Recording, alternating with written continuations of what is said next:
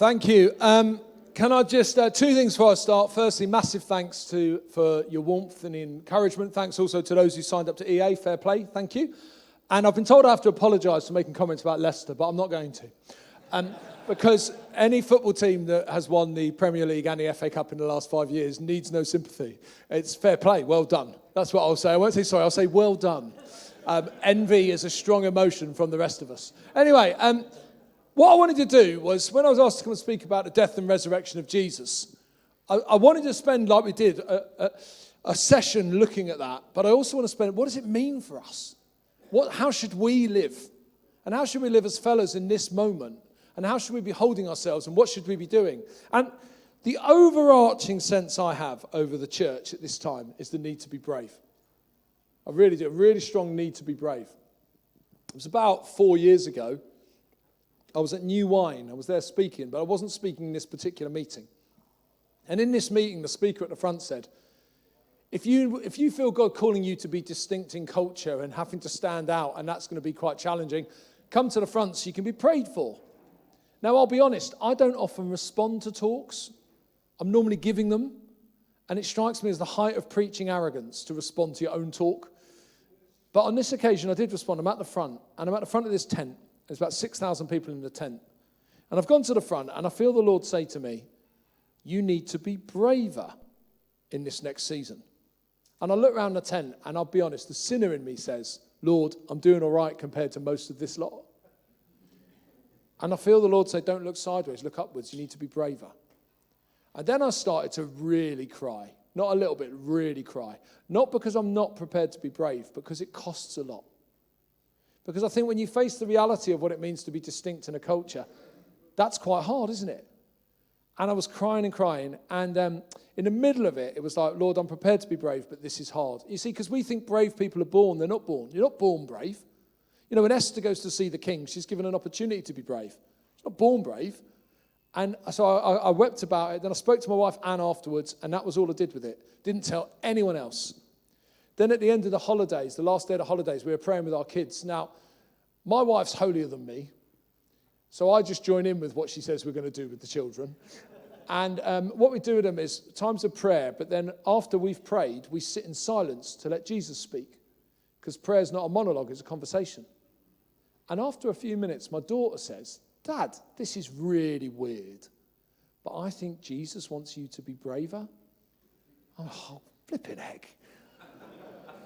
And so you kind of accepted that was that. That's what's led me to doing what I'm doing now, actually, if I'm honest. But I don't think it's just for me. I think the church is called to be braver. And I took over leading the EA in October 2019. At the time, it felt like a privilege. With hindsight, my predecessor should have stayed for an extra 2 years. I want to take over now. But I felt the Lord say two things as I took over leading EA as well. I felt him say for the next decade, the EA needs to be braver than it's ever been. Outrageously brave. But we also need to be kinder than we've ever been. Now, the world's view of kindness is you absolutely accept everything about me. That's not true. That's not kindness. Kindness is how you treat people, treating people with dignity. You know, my social media is fun. When something kicks off, I'll often get 2,000 messages of hate in 24 hours. It's really fun. The favourite one I've got that I use when I train anyone is this. At Gav Calver, you are the scum of the earth and they're going to burn in hell. #love wins. But these things happen, and in those moments, you choose how you react, don't you? And whenever I get something that will say something like, you evangelicals will hide away and none of you will meet me and you're all effing and jeffing and all this horrible stuff, I always post back, mate, just let me know when you're in London. I'll buy you a beer or a coffee. You choose. Funnily enough, you don't hear back. But I think we need to be kind alongside being brave. Being brave is easy. Being kind is easy. Being both is challenging. And I think we've got to show as well, I don't have to agree with everything about you for us to have a friendship. Being kind is getting over that and having a relationship. But the world's not letting us do that. Ironically, they're being too binary about what kindness is. It's shown for me, but I was just asked before, are you friends with that guy you got banned from Sunday school with? He's my best mate still, because he was my best mate then, and we grew up together. He's best man at my wedding and all of that. But he came to my commissioning into this role, because he's an employment law barrister who's also an atheist. And his greatest joy, I think, would be to put me in prison. But he came But he came to my commissioning to this role, and at the end he says, I literally could not disagree more with what you're doing with your life. I don't think I could be more offended than I am by the organisation you're going to be leading. Frankly, I think you're wasting your time doing this. But well done, mate. That's brave and kind, isn't it? We can do this. I also, last summer, I'd had enough. It was hard. The pandemic was hard, wasn't it? And leading the EA in a pandemic's been hard. It's been amazing, but it's been hard. And I was on a beach with the Lord, and I was just saying, Lord, please let someone else lead EA. Because before I led EA, I led the evangelism side of EA. That's the fun bit, right? Now I've got to do the evangelism and all the moral issues. That's not the fun bit. And I was just, Lord, please let me not do this. And I basically felt, you say the Lord must have comforted you under the shadow of his wing. That's not what I felt. I felt some tough love. Sort yourself out, Calver. I've called you to this role. Crack on and get on with it. And I also felt, if you've got to be Stephen in your generation, so be it. I felt the Lord say that to me. I'm like, I don't want to be Stephen. I want to get an OBE for what I'm doing, and I want the church to love it too. But actually, it's not how it is now. If the world's going to be throwing stones literally or metaphorically, but Jesus is standing, that's okay. And I think we've got to reposition ourselves. I think for too long we thought we could have our cake and eat it a bit. But actually, the chance has come for the church to rise. People always say to me, I really want to see the church have a revival in the UK. But then they say to me, but I don't want it to be hard. You don't see church growth without pressure. It doesn't happen. If you wanted the church to not flourish in the UK, make it centre of society, make it absolutely socially acceptable, make it absolutely easy. The church only grows from the margins, not the mainstream. And as we find ourselves under pressure, we move forward. You know, I felt the Lord say recently to me, why does my church in this nation want Iranian results? Because Iran's the fastest growing church in the world, with Western comfort. You can't have both. So we choose to be brave, we choose to be kind, but we choose to step out as well. So again, if you could open your Bibles to Philippians 2. Because we just say, how do we live in the light of the death and resurrection of Jesus? And also, what kind of Christians do we need right now? Philippians 2:25 says, but I think it is necessary to send back to you Epaphroditus, my brother, co-worker and fellow soldier, who is also your messenger, whom you sent to take care of my needs. For he longs for all of you and is distressed because you heard he was ill. Indeed, he was ill and almost died, but God had mercy on him. And not on him only, but also on me, to spare me sorrow upon sorrow. Therefore, I am all the more eager to send him, so that when you see him again, you may be glad, and I may have less anxiety. So then, welcome him in the Lord with great joy and honor people like him, because he almost died for the work of Christ. He risked his life to make up for the help you yourselves could not give me. This character, Epaphroditus, 5 verses on him in the whole of the Bible. I preached about Epaphroditus about 6 years ago, and I hadn't thought about him at all until the Lord brought him back powerfully a few months ago. Where you're like, hang on, this character is such a character for this moment. Because Epaphroditus is described by theologians. When you use that word theologian, basically people that study the Bible. So any of us are theologians, but it's used as a clever term. But it's described by theologians as a balanced Christian. No one else is called a balanced Christian. This guy's called a balanced Christian. Why? So I sort of dig into him a bit and say, well, what does he do? You see, in this passage, Paul seems to get sidetracked. Because Philippians 2, where it says your attitude should be like that of Christ Jesus, who being in very nature God, did not consider equality with God something to be grasped, but made himself a servant, being made in human likeness, died a death, even death on a cross. That bit at the start of Philippians 2, that was the song of the early church. That was the hymn to get people in the mood. You know, we've all been at conferences or gatherings, right, where it's gone a bit flat so they know which song to sing to get everyone excited again. That was this. You know, I grew up in a church where little Graham Kendrick was the worship leader. You got him coming next year. He's my old man's best friend, little Graham. So we sang Shine Jesus Shine all the time. Then I've got another friend. He's another little fella, Tim Hughes, right? For a little while we sang Here I Am to Worship all the time. Then a guy I know a little bit, but not like those two, but a really little fella, Matt Redman, wrote 10,000 Reasons. We all started singing that. Have you ever wondered why all worship leaders are the size of hobbits? Anyway, it's almost like I was never going to be able to lead worship because I'm too tall. But this song was that song. You sang this song to get people in the mood. Now, here's the thing. Why does Paul then get sidetracked with Timothy, then Epaphroditus? And here's the reason with Epaphroditus. Paul is saying, This guy lives the song. And I think for too long, we've sung the song. But do we live the song? And the things that when I talk to Christians about what they missed in COVID, there's this whole Christian industry in this country that people missed. I didn't get to go to this event. I didn't get to get this down. I didn't get to get this thing. And you're like, guys, it was never about that. It was about gathering to scatter. And when we were scattered, we were lost because we weren't gathering. But the church is designed to be scattered, not gathered. You gather, Sunday morning is boot camp to go out for the proper business of Monday to Friday. And on Saturday, you have a rest. Why? Because Jesus had a rest. But it's important, friends, that actually we change our disposition and start singing the song, not living the song, not just singing the song. So there's 4 things about this character Epaphroditus that I want us to just check. Are we balanced Christians at this time? The first is this, building on from the last session. He's faithful. Paul calls him in verse 25, my brother. It says he shows the loyalty of a soldier. We live in an instant culture, not a faithful one. Have you noticed this? When I was growing up, the TV repair shop was the most successful shop at the end of my road. Now, if your TV's 4K HD and breaks, what do? You throw it away. My mum used to have a hanger with loads of zips on. So if the zip broke on your trousers, she'd sew a new one on. Now, that's deeply problematic these days because no one makes trousers made well enough that the zip is the first thing to break. Whole trousers are falling apart before the zip breaks. Or even more serious stuff, Christian marriages. I went to preach at a friend's church. His wife wasn't there. I thought it was a bit weird. Over lunch, she wasn't there. So I said, where's your wife? He said, I've left her. I said, why? I was expecting to hear a bad story of an affair. That's what you normally hear.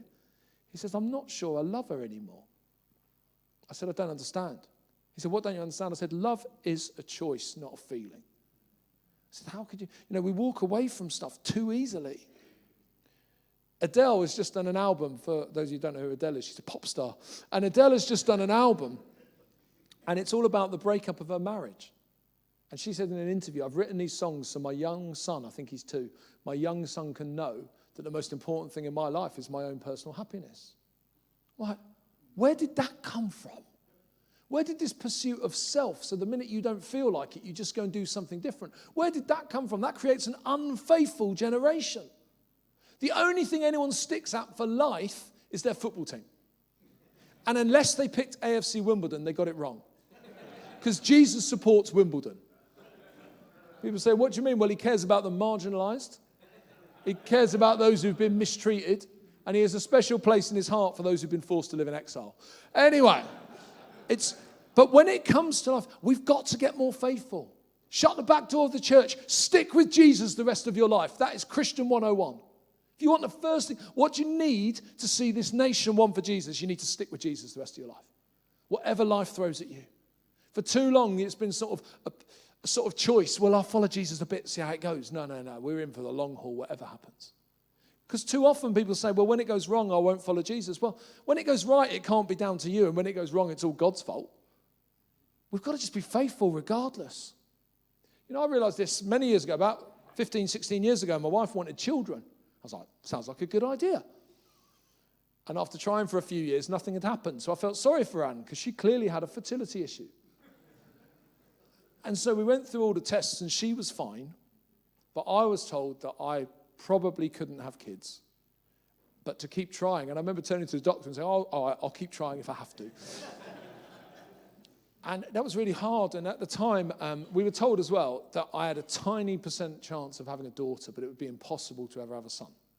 All down to, I can say this at a men's conference, you can't say this most places, right? All down to my sperm, right? Now, here's the thing with sperm, believe it or not, the female ones last 5 times as long. They ask for directions. They persevere. They keep going longer. The male ones go out quicker. They don't ask for directions, and they quit quicker. And so it was told it was impossible to have a boy, but outside chance of a girl. The same week we were told we couldn't have kids, a 14-year-old in our youth group told us they were pregnant. That was hard. But then the next month, my wife got pregnant. And 9 months later, gave birth to our daughter, Amelie, which was an amazing gift. Then about 18 months after that, my dad was over. My mum and dad are British, but they live in America. So my dad was over, so to make him feel at home, I went out to get the national dish of Great Britain. I went out to get a curry. And I came back with a curry, and my dad looks like he's seen a ghost, and Anne's crying. Anne takes me into another room, and she says, Gav, I'm pregnant again. I said, who's the dad? Should always, it's a miracle, obviously, so it's clearly mine. We went for a scan. I'm going to help you fellas that haven't had kids yet, right? When you go for the scan, even though it looks like the combination between a sultana and a mushroom, just make out it's cute, right? So I'm there at the scan, and I'm trying to make out it's cute, and then the sort of atmosphere in the room really changes for the worst, and the midwife looks at us and says, Reverend and Mrs. Calver, I'm really sorry. The reason there's no sound is because your baby hasn't got a heartbeat, and it's died in the womb. Now, in that moment, I had a problem, because I'm like, I can live with miracles, I can live with none, but I can't live with this. This is killing me. And my daughter, who was 18 months, came and hugged me on the leg, and it's the loudest I've heard God speak to me in my life. I felt the Lord say to me, do not be ungrateful for that which you don't have, but be grateful for that which you do, and be faithful to me as I'm faithful to you. We cracked on, that was fine. About 2 years later, Anne gets pregnant again, right? By this point, I've accepted I've been healed. You know, every time I'm at a conference and they say fertility issues come to the front, I went to the front and got prayed for. Well, that's interesting. It's the only physical healing that no matter how charismatic you are, it's utterly inappropriate to lay on hands. Do you know what? There's some things you can say at a men's gathering, aren't there? And we went for a scan at 18 weeks this time. You know you got a problem when you start with 2 medics and you end up with 24? They're bringing them all in to have a look. Come and have a look at this. We've never seen this before. And we're like, oh. Firstly, it's a boy. There's a boy in the womb. I'm like, I remember turning to Anne and saying, look, he's got Willie. What's happened? What's happened? And then they tell us that our son's heavily anemic. He's got all kinds of fluid around his organs and stuff. And there's antibodies my wife and I have got. We've got 4 that play off against each other. I don't really understand it fully, but there's no cure. You know, there's some antibodies that are common. They stick a needle in you, happy days. None of that with us. There was no treatment, just intervention, no cure. And they explained to us our kid's got a 5% chance of survival at 18 weeks, about that big, 5% chance of survival. And they're going to have to do a blood transfusion in the womb the next day. Now you're like, I just go with it, okay. So we sign all these things away. Cambridge University study us, and this all happens, and we're signing all that, and it's all fine. We find out there's 2 donors on the blood list with the right blood. That's how complicated it was. So those poor people are still anemic now, I thought. The next day they do a blood transfusion in the womb. It's incredible what they can do. It also raises questions. At 18 weeks, they're doing a blood transfusion in the womb. For 6 more weeks, they would terminate your child. That's a problem, but we won't deal with that today. Well, it's fair to say I'm pro-life. I lead the EA. And we're there at this thing, and they put a needle through Anne's stomach, into her womb, and into the baby's stomach. They can't get a vein. The baby's too small at that point.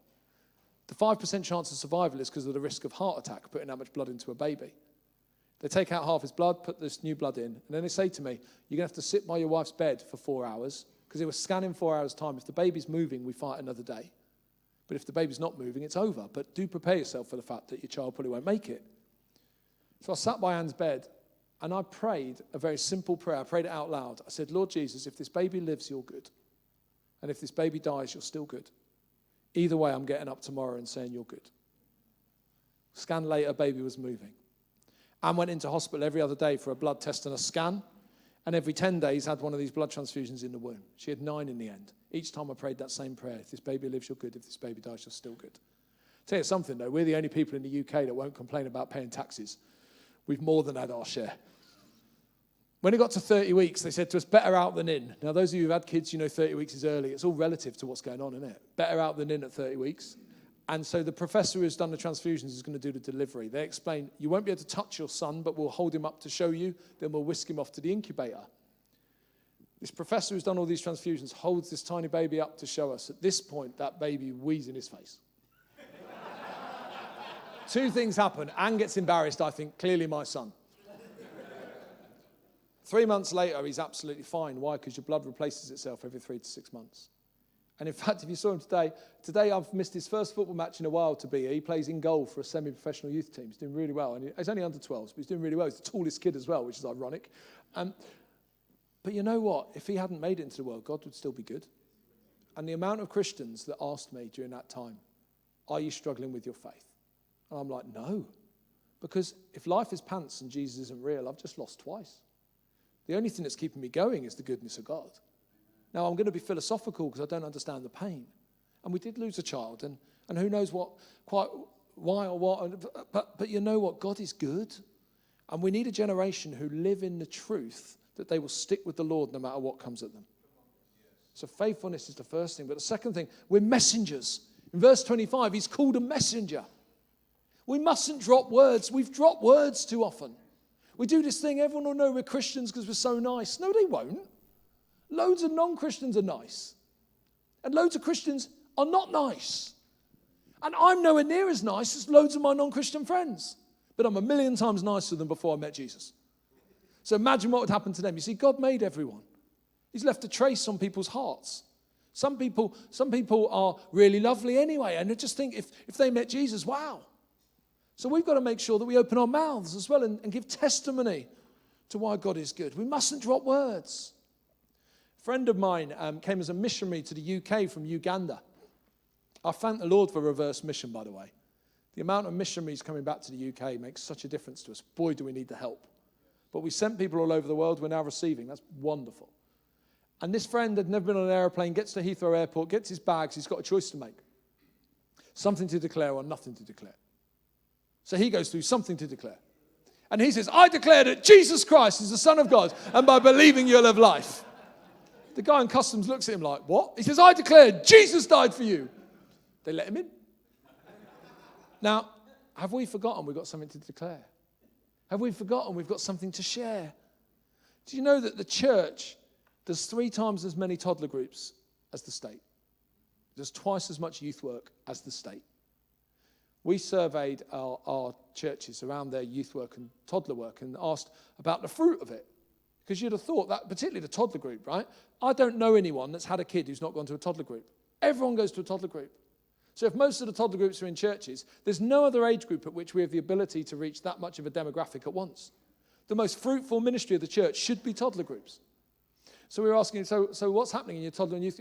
The majority of churches will say, it's kind of incarnational. We're going to just be nice with people, but we won't talk about Jesus because we might offend them. Now that's the bit I don't get. If I rock up at Sports Direct later and they talk to me about trainers, I'm not offended.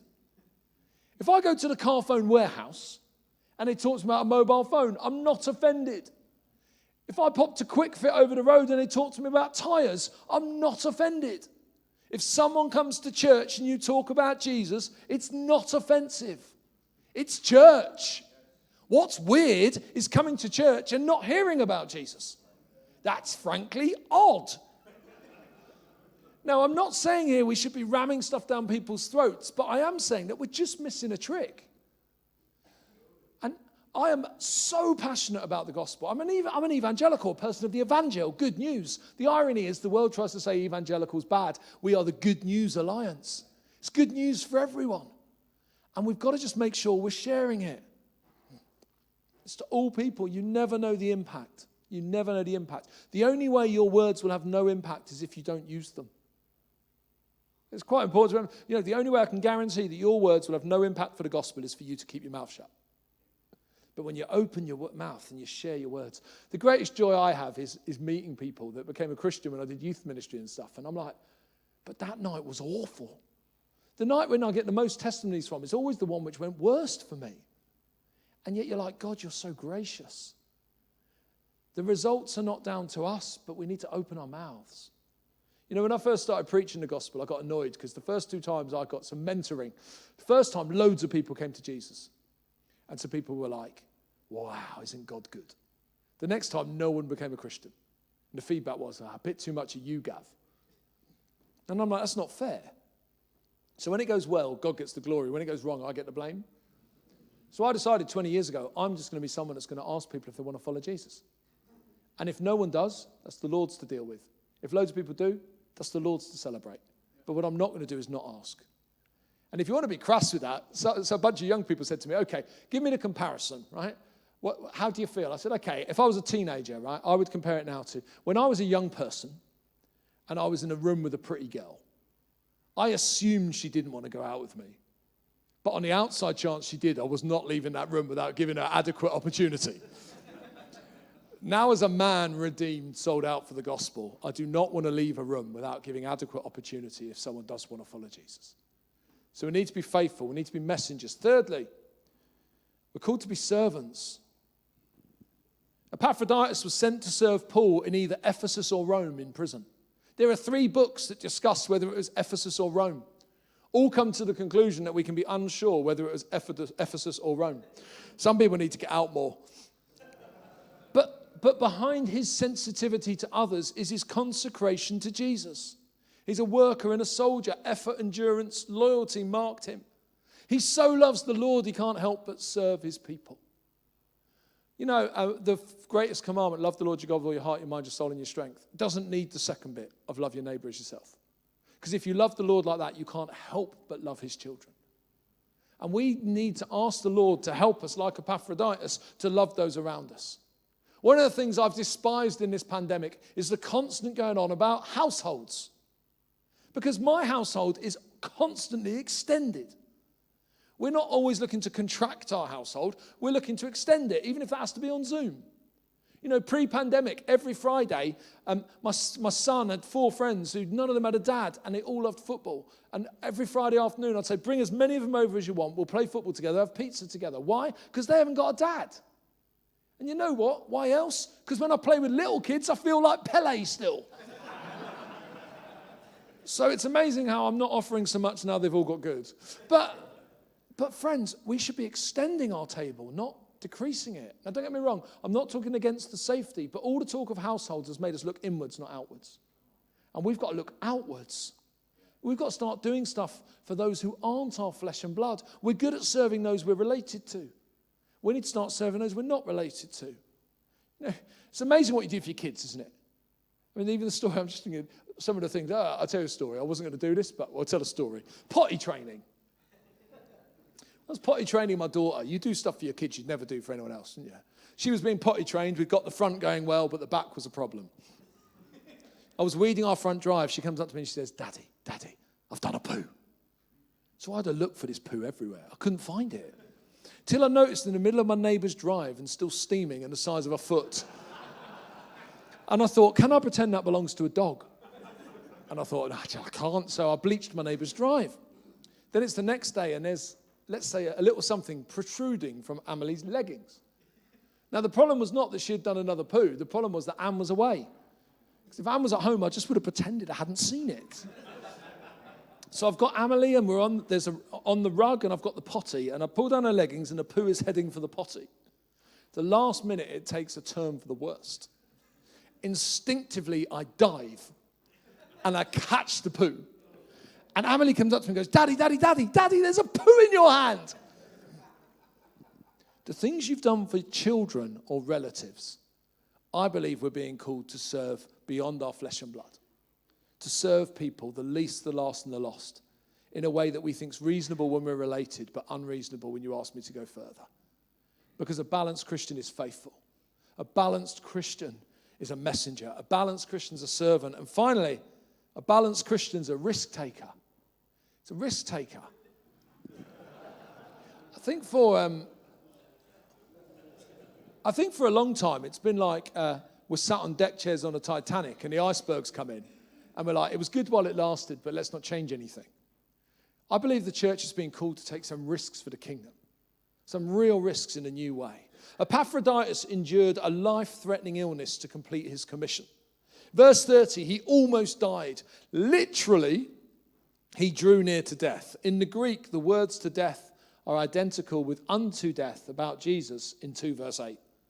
Epaphroditus is following in the great succession of the king. The words risking his life tell us more. There's a verb used here that's not used anywhere else in the New Testament, parabolomai. Now, elsewhere it was a gambling term. So people have told me over the years that if anyone ever played poker, which is obviously sinful, so I wouldn't know, if you've got the best hand, you go all in with that hand. So you say, this hand of cards is the best hand possible, so I'm going all in, I'm leaving nothing on the table. That was to parabolomai yourself in gambling. When it talks about Epaphroditus parabolomaiing himself, this is to say that he takes a calculated risk that involves the expenditure of all he is on the worthiness of Jesus. So he says every decision, every pound, every outcome, every lifestyle choice, every moment of every day, I'm going all in with Jesus. He decides to parabolomai himself for Jesus, leave nothing on the table. That's the kind of Christianity, when you read about it around the world in China and other places, that's the Christianity that's taking nations. It's not some half-hearted hobby choice when on a Tuesday you go to cycling, on a Thursday you go horse riding, and on a Sunday you go to church. This is parabolomai yourself. Doesn't mean you can't do those things, by the way. You just do them for Jesus, not without Jesus. But parabolomai yourself is to say everything in. And it was this verse of the Bible that inspired a bunch of people in the early church called the Parabolani. The Parabolani were known for sending evangelists into leper colonies. That was a death sentence. Once you went in, you weren't allowed out again. But their view was, how is a leper going to hear about Jesus? So they sent in an evangelist because they had to hope in the long term. The Parabolani were known for looking after parts of prisons where people had such terrible diseases that the normal prison guards wouldn't look after them. Why? Who's going to tell the prisoners about Jesus? The Parabolani were known for risking it all for the least, the last, and the lost because they knew where they were going. In 242 AD, the ancient North African city of Carthage was in danger of being destroyed by the plague. The bodies were being piled on top of each other. No one was clearing the bodies up, and the heat and animals were transferring the plague everywhere. No one would clear up because they didn't want to catch the plague. So Cyprian, the bishop of Carthage, called on the Parabolani to come en masse into the city and bury the bodies in the name of Jesus and proclaim the truth of their gospel. The Parabolani went en masse into Carthage. They buried the bodies and they told anyone that would listen the reason they were doing this is because they loved Jesus. Two things happened in that city. Firstly, it was saved. And secondly, arguably the greatest revival in the first 500 years of the early church took place because a bunch of balanced Christians were faithful to the Jesus they loved, were messengers with their mouths, were servants with their hands, and risk takers with their lives. Friends, where's the postmodern Parabolani? Where are those of us that are so secure in where we're going, so secure in who we are, that we don't mind taking some risks for Jesus in our lifetime? You know, we know the end of the story. We've got to start living like it. When you know the end of the story, it should change the middle, shouldn't it? I was 16 when I went on a terrible first date to watch that awful Titanic film. After 3.5 hours, the boat sank. Now, I knew that before I went. It was 3.5 hours of my life I'd never get back. We know the end of the story for the whole of life. No matter how many bad things happen between now and the end of time, however many wars, however much persecution, however many pandemics there are, no matter how many good things there are, however many revivals, renewals of the church, however many cures for incurable diseases, however many World Cups England win. And I'm not talking about that oval nonsense, the actual football one. However many good or bad things happen between now and the end of time, the end of the story is the same. Jesus wins. And his church has got to start living like it now. Because how we live in the shadow of the death and resurrection of Jesus is to be faithful to him for the rest of our days. It's to be messengers. It's to be servants and to be risk takers. If that's a balanced Christian, then I just ask the question, where are you out of balance? Where are you out of balance? Where do you need the Lord to help you? It might be all 4 areas, that's fine. But if it's just one of those areas, that's fine too. So Nick, have we got 4 people that can help me with prayer here? Just to lead a prayer bit. Okay, Nick, I'll say what I need, and you can choose who does each one, because it's your fault. So, firstly, I need, down this end, in this corner, someone who can pray for people that want to be more faithful to Jesus. Yeah. And then over in that corner, someone who's got a real passion and can pray for people to be messengers, to open their mouths for Jesus. Yep. Then over this corner, someone who can pray for people to be better servants of others. And then down here, someone who can pray for people to be risk takers. We've got a volunteer. That is always a good sign. Here's the leader of the postmodern Parabolani right now. Now, what I'm going to do, what I'm going to do is I'm going to pray. Then these dear fellas are going to play in the background. And what I'm going to encourage you to do is get moving. Because I can't believe there's not one of these areas in which you want to pray with others to do better in. It's a bit like, it's not like, Lord, I'm going to suddenly go from where I am to being the Parabolani of Leicestershire. We're actually going to say, Lord, I want to do better. I want to do better at being faithful. There may be some people here, actually, the faithfulness you want to show is you want to do better in your spiritual disciplines with the Lord. Or it may be, if you're really honest, you're just nowhere with Jesus. And faithfulness is about saying, do you know what, I'll come back, Lord, but I'm going to be faithful. Or maybe life's so hard at the moment, you're struggling to encounter Jesus. You need to go to the faithful one. Maybe for others, you've thought, I don't need to be a messenger. That's not what I do. Actually, every Christian needs to share their faith on some level. Maybe you need confidence. Maybe you want to be prayed for an open goal. Maybe you just need to do better in that space.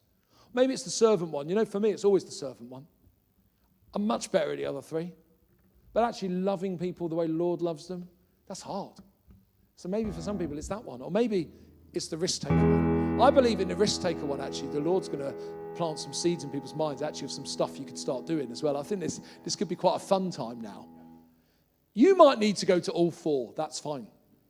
It might just be one. But I do not believe that there's anyone in this room who doesn't need to go to one of them. So we'll have some holy chaos in a moment. Let me just pray. Lord Jesus, we thank you so much for the model of Epaphroditus. Not perfect, but balanced. Help us, Lord. Lord, in our unfaithfulness, forgive us and help us to be faithful. For those of us that need to dust down our Bibles, start our prayer lives again, or just show you that you're the most important thing in our lives, help us to be faithful. Lord, for those of us that need to be messengers, give us an open goal of an opportunity to share our faith. Help us to know, Lord, that you are with us, you are for us. Lord, for those of us that need to serve, break our hearts, Lord. Every person we see, would we see them as someone that's your child? Would we extend our love beyond our biological family to all people? And Lord, when it comes to risk, forgive us for our risk aversion. Help us to take risks for you, to consecrate our lives on the worthiness of Jesus, and to say, Lord, there is nothing we would not do for you. We don't want to be foolhardy, Lord, but we will go where you need us to go. So, Lord, begin to move amongst my brothers, I pray. And, Lord, as we gather in these four corners, if there's someone else there that we want to just pray blessing on, Lord, I pray we would feel free in this time to minister to each other. We do not need to be led in this. We are all part of your body. So move amongst us, we pray. Amen. So I just encourage people to start moving. And I would encourage you in those spaces, there's someone to lead it and make sure, but do be praying for one another as well. Let's be asking the Lord for dreams and to show us what we could and should be doing. So let's begin to move.